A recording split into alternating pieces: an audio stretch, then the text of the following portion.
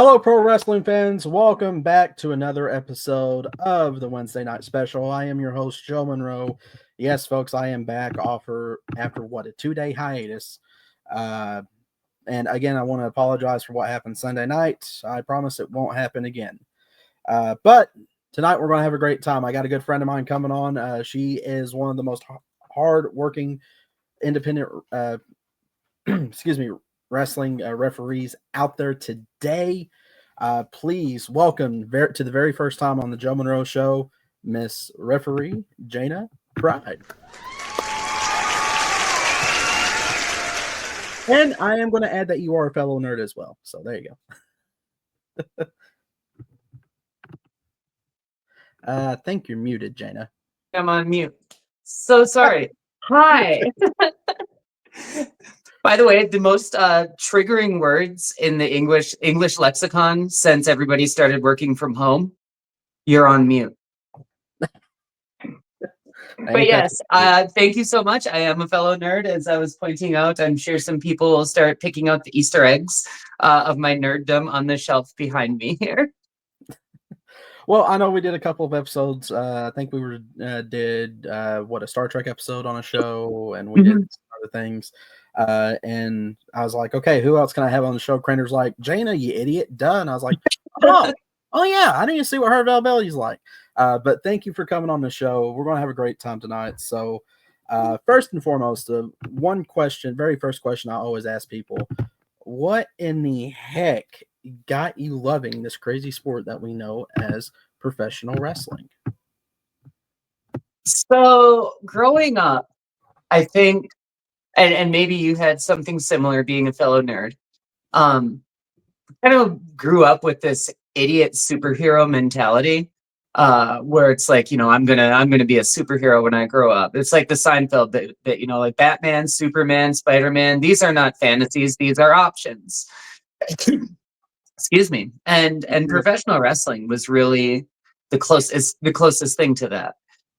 It's a combination of amazing athleticism and really dynamic, deep storytelling at its best. So it's athletic theater, and I absolutely adore it, because not only for the reasons I mentioned, but even before I got involved with the business, like as a fan, you're part of the show.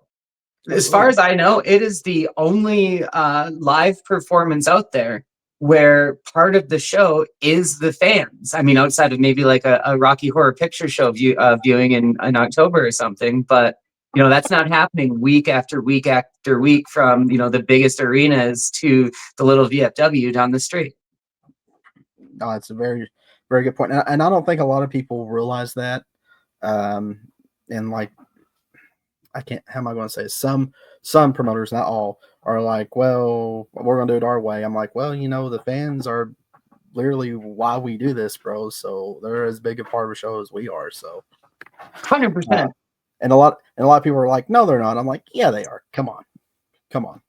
We were once there. Come on now. Yeah, you're not at a show to do things for yourself, to like focus on you and yours, right? Like, you're not going to pull in there with the Hulk Hogan saying, that don't work for me, brother. You're there to make sure that the people that are paying to see you are getting what they paid for. Every single person out there is more important that they walk away happy than whether or not you did a tope during your match.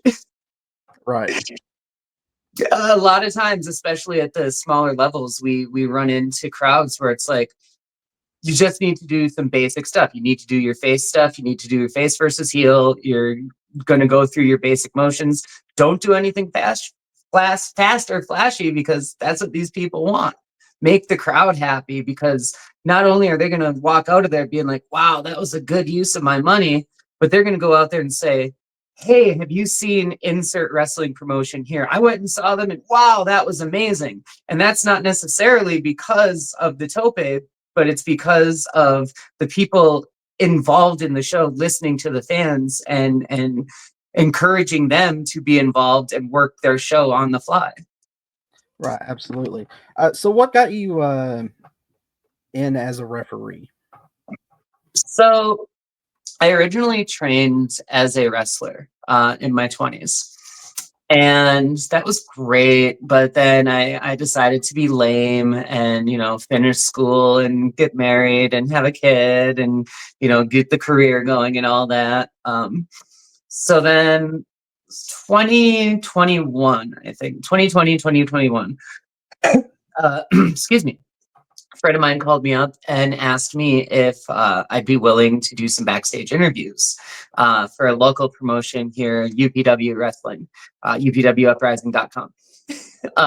But they wanted me to come in and do some backstage interviews for their show that they had to go up on their YouTube channel. And I have a background in broadcasting. So it's just like, yeah, let's get her in here. Let's add some credibility to this. So that day I show up, I've got like everything ready to go. I'm dressed like I'm supposed to be doing broadcast work. And they say, we had a ref no show. Can you ref? And I thought, well, I don't think I can screw it up too badly. I've been watching wrestling since I was knee high to a duck. So let's see how it goes. And, little did I know there's a lot that a ref can do to mess up a match. But things went well that night. And I fell in love with it right then and there, all over again. And I realized that I think when I walked away from it originally in my 20s, I kind of had resigned to, okay, well, I can walk away from this because I'm not a huge fan of being a wrestler.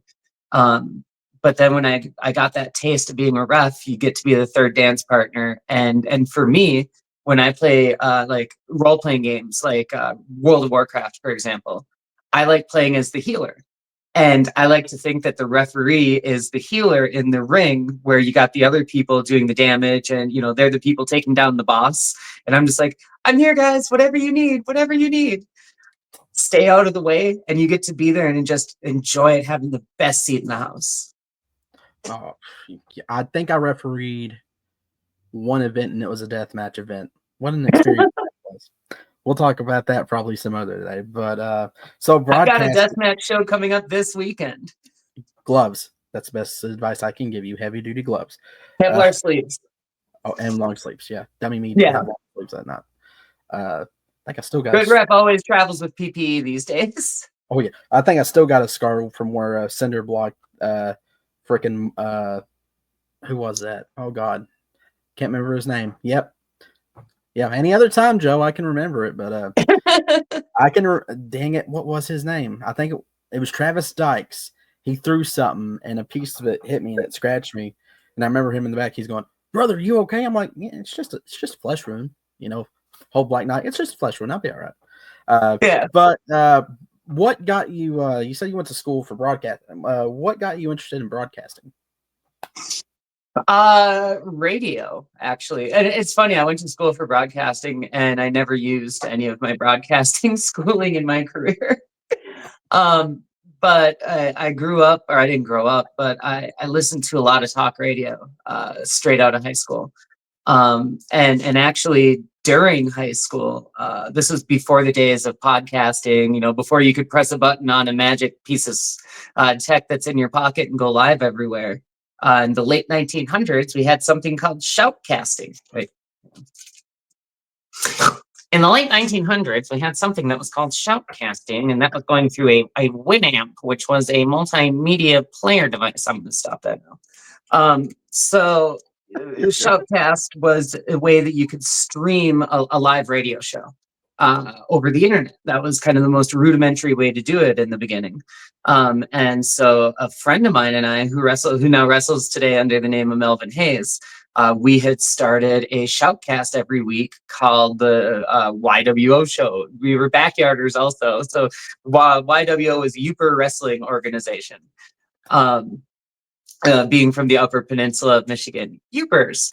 So we started doing the shoutcast thing, and I started falling in love with exactly what we're doing right here, having conversations and putting out media that people can enjoy that's more thought-provoking. Growing up in a small town, the only talk radio that I really had experience to growing up was like Coast to Coast with Art Bell at 1 a.m. but I moved to Florida for going to school right out of high school, and I started listening to a lot of talk radio down there as well. And I was just like, that's what I want to do. Also, I'd be remiss if I didn't say that originally my plan when I went into broadcast was to work with video production. And my goal at that time was to work as, I don't remember, you probably remember like in the late 90s, early 2000s, tail end of Attitude Era going into Ruthless Aggression. Every pay-per-view, especially like at the end of Mania, WWF would have this crazy video montage. There's just everything's hitting, and like I'd watch those montages and be like, yeah, that's amazing, that's so cool, I want to do that. And that was my goal. I wanted to do those video packages for something like that. And then I learned that there's no money in broadcasting, so I got out of it.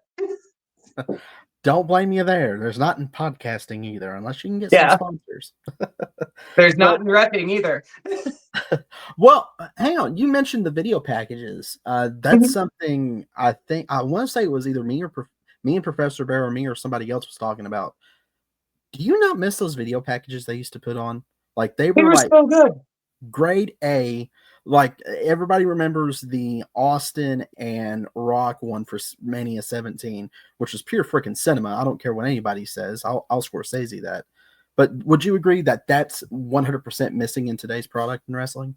Yeah, absolutely. And I think part of it is they maybe shied away from it because they ran into a lot of issues with the streaming rights for those songs, once things came around that way. But, there's a reason that, your Gen X and millennial indie workers, most of us consider Creed's My Sacrifice to be like our anthem. And it's because of those video packages that WWF at the time did to that song with different wrestlers going through. It was incredible. And yeah, I absolutely agree. Those things are definitely missing, because what's a better way to elicit a strong emotional response from somebody than showing highlights and highlighting it with like awesome music. Yeah, I guess I just called Creed awesome music here in 2024. Sorry. No, it's just reused music, awesome music that they kind of make crappy, which is I thought was hard to do, but apparently not. You say My Sacrifice is the anthem for Gen X and millennials, that or Welcome to the Black Parade. I'm just saying. Yeah. And apparently Welcome to the Black Screen is what the StreamYard service is saying. Hello, are we back? What weather? I think we are. Sorry about that. We got some crazy weather here where I'm at. Not a worry.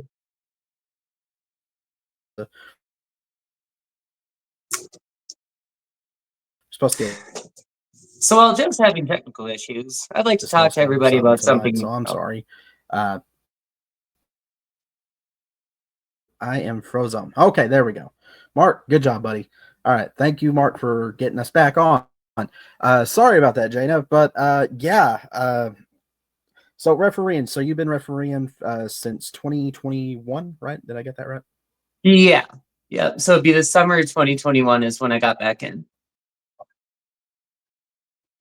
So for this to be 2024, I mean, you're pretty, no offense, you're really well known in the independent scene, and you're getting your name out there because not only are you a referee, but you're also a streamer, a game streamer too, which I thought was pretty cool. I did not know that about you, and I was like, oh God, she streams too. Okay, but that kind of goes hand in hand. You're great at promoting yourself and stuff. So what are a few companies that you have worked for so far?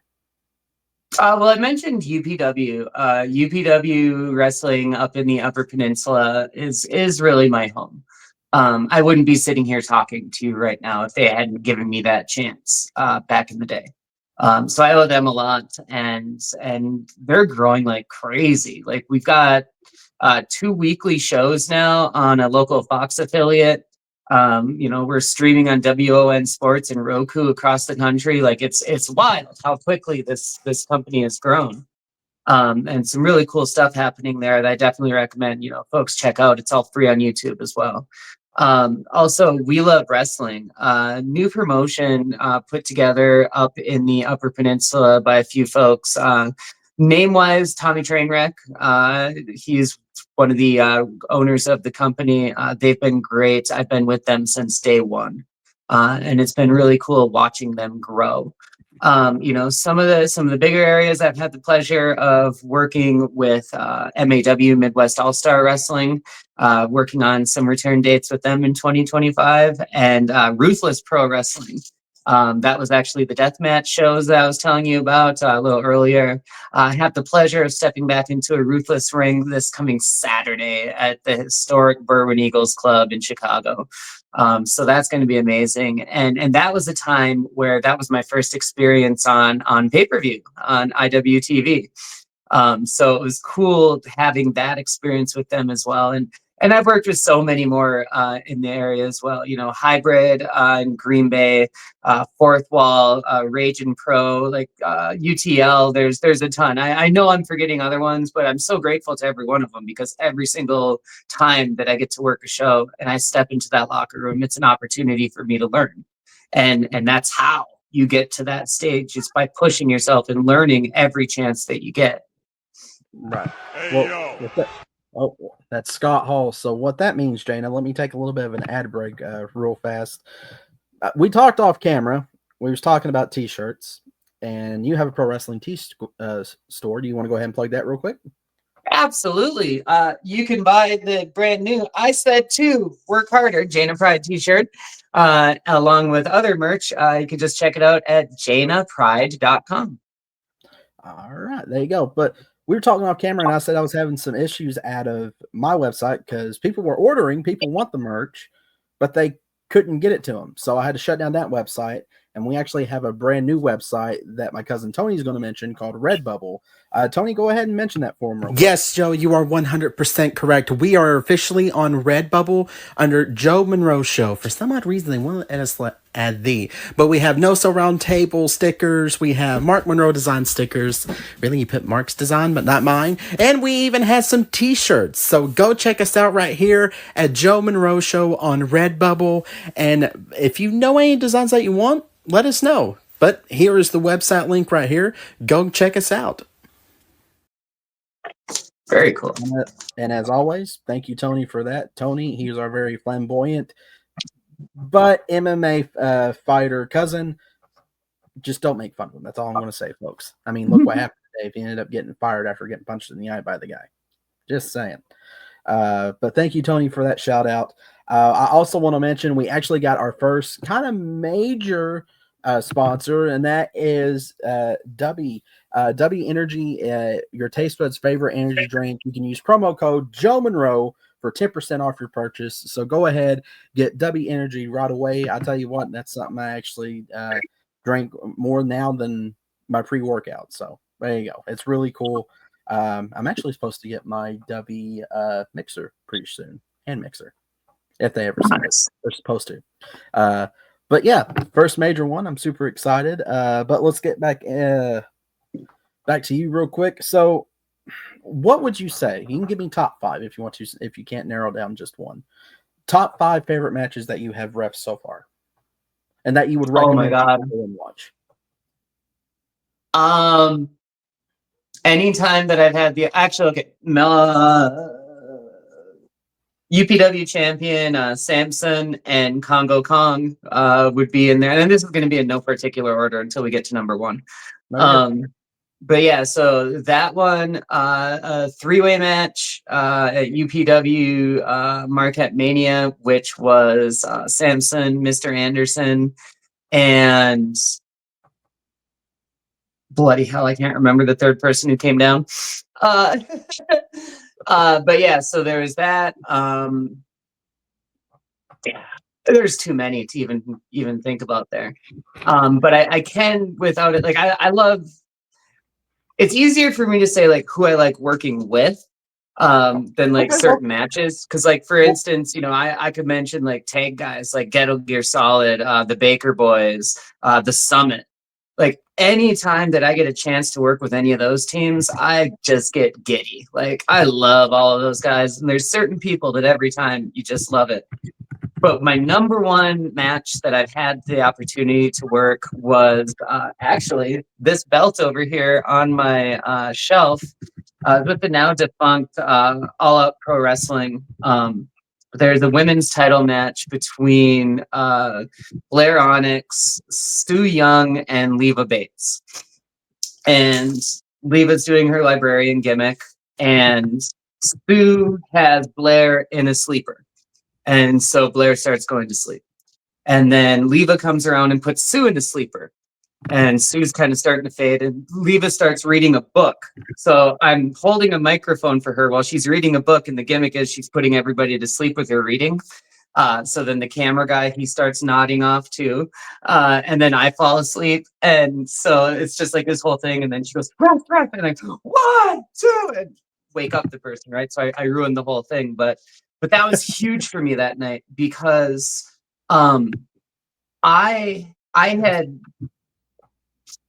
been a fan, a really big fan of Leva and Sue for a while going into that.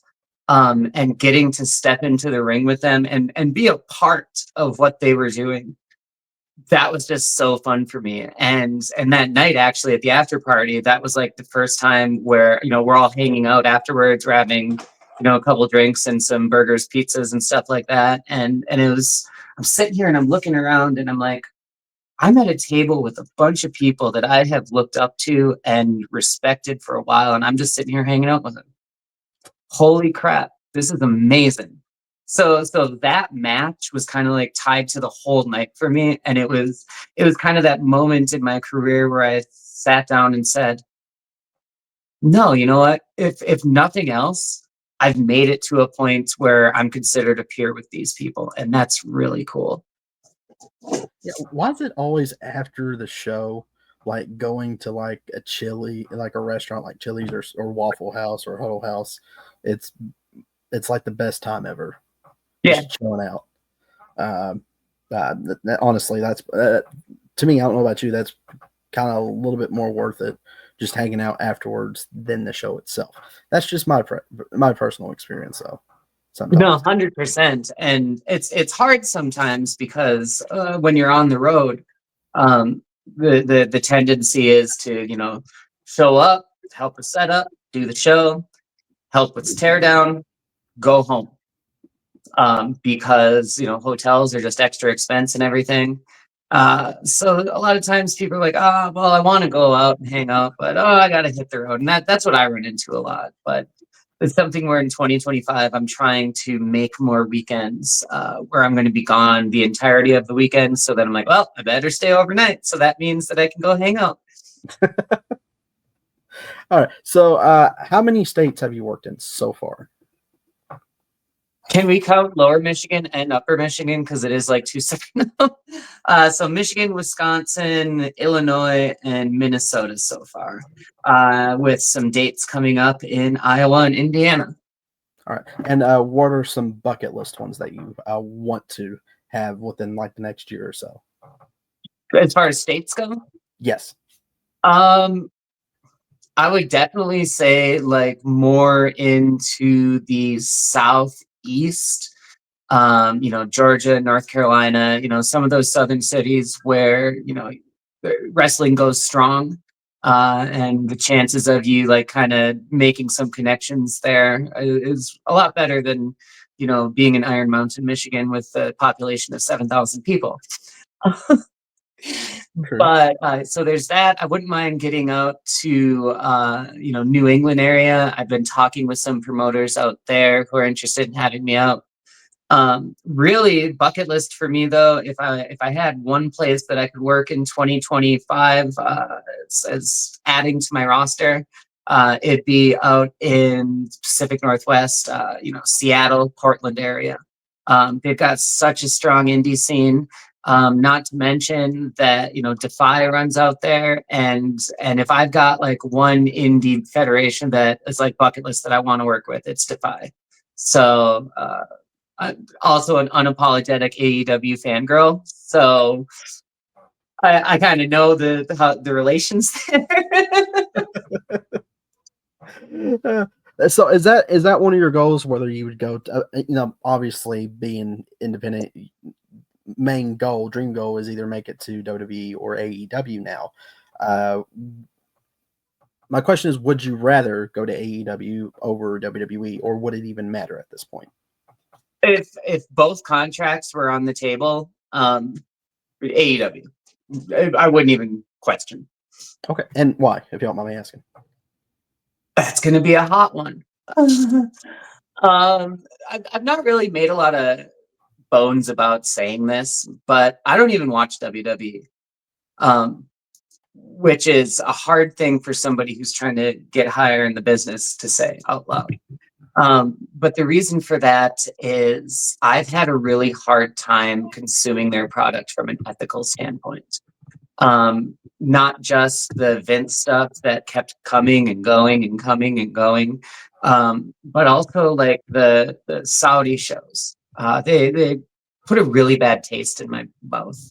And all I can think about is, yes, dance for your blood money, dance. That's how it feels when I'm watching a Saudi show. That said, I don't watch the product. Like I said, I have a lot of respect for the people who watch the product, who enjoy the product, who work so hard on that product. There's a lot of really good people working at WWE, and they've also made a lot of headway in addressing some of these problems. And I think going into 2025, when Raw goes on to Netflix, I'm going to give it another try. Because TKO is running things there now, and it's not really the same kind of nasty place where it was. TKO's got their own problems, but do I think they still have a problem when it comes to LGBTQIA representation? Yeah. Does the Saudi thing still kind of stick in my side a little weird? Yeah. But I always think that, like, hey, I reserve the right to change my mind as new evidence is introduced. So that's a really long way of answering that question for you. But yeah, like, and don't get me wrong, every company is going to have their problems. I know I work for a Fortune 20 company. I understand that every company has their own ethical dilemmas. But for me, AEW just seems fun too. Like WWE seems awesome, but hard work. AEW seems like hard work, but fun. Right. So you mentioned the LGBTQ culture, because a lot of people say it's community, it's culture. You're a huge supporter of that. And a lot of people are like, wow, that's risque to me. No, I mean, not, sorry, my daughter was saying goodnight. But a lot of people are really, now I'm seeing more and more support, especially in the wrestling world. Even though you mentioned WWE being that kind of nasty risque, I mean, geez Louise, look what they did to poor Canyon. They dressed him up as Boy George, for crying out loud. And that was stupid. Which, who better than Canyon? Nobody. That's the answer to that. That's just me. But now the LGBTQ culture is being more representative with, like, excuse me. Sorry. What is that tag team? Oh, God. They're in AEW. Oh, God. The Acclaimed? Scissor Me. Oh, God. The Acclaimed. Yeah, The Acclaimed. Thank you. Yeah. That right there, it's like, wow. Okay, that's new. Then you had, what was their name? Oh, God. Any other time? I am blanking tonight. I don't know why. I am blanking like son of a gun. They were just on TNA. They were let go from AEW. They were there from the start. They're from Vegas. Oh, God. Any other name? They had blonde hair. They had it never down, didn't it, Joe? Yeah, whatever. But on the independent scene, you have like Dylan McQueen coming out. Probably one of the best independent workers. I don't know if you met him yet or not. No, I had the pleasure. Heck of a person. Really heck of a person. But how does that make you feel now that culture is being more represented the correct way, rather than what it was back in the day? You mean rather than Billy and Chuck? Oh, God, don't get me started. I will And say let's not it talk was, about how overtly transphobic a lot of the Attitude Era was. even though it was kind of cool to see Rico on AEW recently, because Rico was low key True. one of my favorites. But yeah, Billy and Chuck, the whole Canyon thing, yeah. But now Don't get me wrong, I am queer as hell, and I will still go back and pop for a Billy and Chuck segment. I still pop at the wedding, no offense.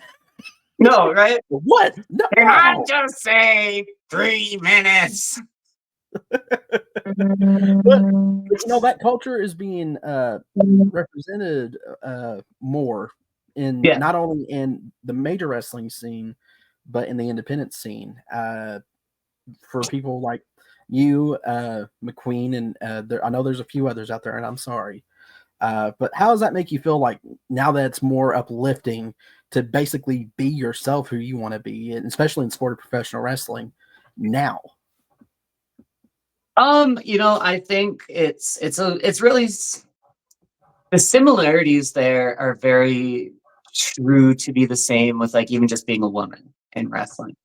You know, a lot of people look back on the Attitude Era with a lot of fondness, but as a queer person, as a woman, I look back on it and think, oh, there's a lot of really icky stuff going on there. As far as the content goes, and as far as like what people considered okay. It's like one of those reasons where when I get an opportunity to work a women's match and it's me and 2 kick-ass women that are in the ring at the same time, I think that's amazing because it's going out there and showing every little girl in the crowd that you can put on the match of the night as a woman. Now it's the same thing when I get an opportunity to work a match where, you know, all 3 of us in the ring or 5 of us, if it's a tag, are representing the LGBTQIA community. It's literally saying like, hey, every single one of us in this ring at a show that it's doing something that you love is queer in some way. And that's really cool also. Representation is so very important in everything. It's something that's really easy to forget about, unfortunately. But I just think that, you know, people should be celebrating the things that make them unique. If the world was just like homogenized and everything's the same, it'd be really boring. And to see people who it's just like, oh, this is just who I am, to see like the Sunny Kisses out there, to see Nyla Rose, to see sorry, getting a phone call. But also like to even see like Soraya Saber, who, you know, she was the first openly trans woman to go after the NWA Women's Championship this year. That was huge. And it's not some gimmick. It's not like, I mean, yeah, some people do, you know, lay into that as part of their gimmick, but that's fine too. But what we're seeing is people have an opportunity to get over doing things that's just them, like you were saying. It's not some flamboyant caricature necessarily if that's not who they are. Right. Like Sunny Kiss, that's who I was thinking of earlier. Dadgummit, as soon as you said it, I was like, yep, that's who I was thinking of. Was Sunny Kiss, because I like Sunny Kiss. Low-key, one of my favorites. But Nyla Rose, that's another one. And you mentioned Giselle, was that her name? Giselle Shaw. Giselle, thank you. I always mispronounce that. But yeah, like that community, because I have one of my best friends in the whole wide world. He is gay and he's black and he thinks he's a redneck. If you can figure out that combination, please get back to me. God love him. He's the godfather to my kids. But he was watching wrestling and he was like, oh my God. I was like, what? He goes, that's why I call it the culture, because that's what he refers it to it as. He goes, the culture is getting recognized in your sport now. I was like, yeah, dude, it's been like that for a few years. He goes, I'll give it another try. And to me, as a wrestling fan, I'm like, okay, now this is a chance for other people to enjoy wrestling just like I can and like everybody else can. And I think that's what's kind of missing, you know, the phrase, shut up and enjoy professional wrestling. Literally what people have to do. Just shut up and enjoy it. 100%. But Jaina, we are actually running out of time here. I'll try to keep these at least 30 minutes. Last question. What do you see the future for Jaina Pryde in the sport of professional wrestling? Whatever it is, it'd be great to make it as my full-time gig. As a referee, like even if I did get signed to AEW, like don't get me wrong, that's the goal. That's the goal. That's what we're pushing for in 2025, fam, is to like just get a tryout match with Ring of Honor. That's all I'm asking for. If anybody out there is listening, give me a chance. Give me a chance. I'll show you what I got. But I also understand that like it's hard with the travel and everything else as a full-time referee, unless you're doing other things too. And I know there's other opportunities there. Aubrey Edwards does a lot of things back in the background with AEW. She uses her technical degree and her project management skills. Oddly, I have the same background. I work as a systems analyst in my shoot job. Got a lot of skills to offer, and if I can add the cherry on top as my refereeing, that's even better. But just any opportunity where it would be able to make wrestling my full-time gig, even if it's not with just one company, supplementing around. That's the goal. Right. And what would be a piece of advice for someone that's just trying to get into the business? Not only as a referee or as a wrestler, but just try to get in the business, even with production or anything like that. What advice would you give them? Show up.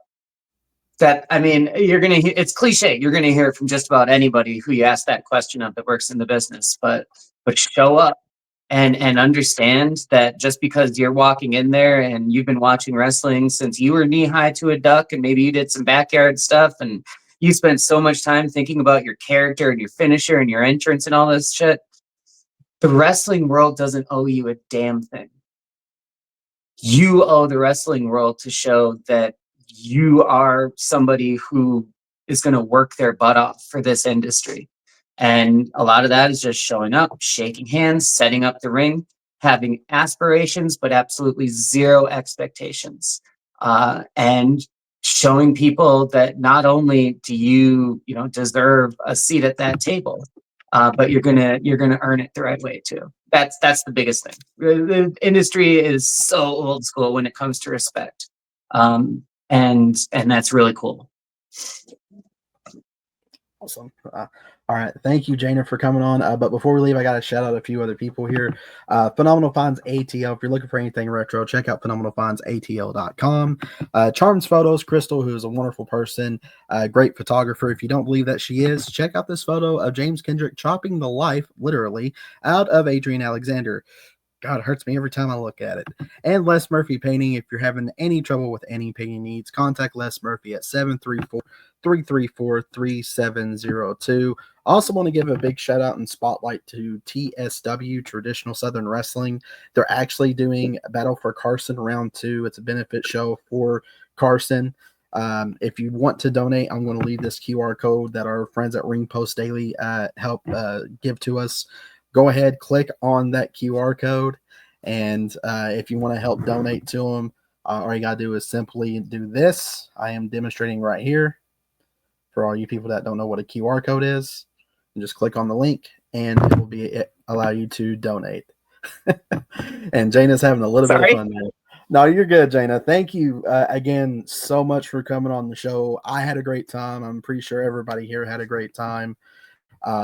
And as always, folks, don't forget to go, if you want to go support Jaina, check out what she's doing, go to jainapryde.com. Go check her out. Please go follow her on plug one more Facebook, thing? YouTube.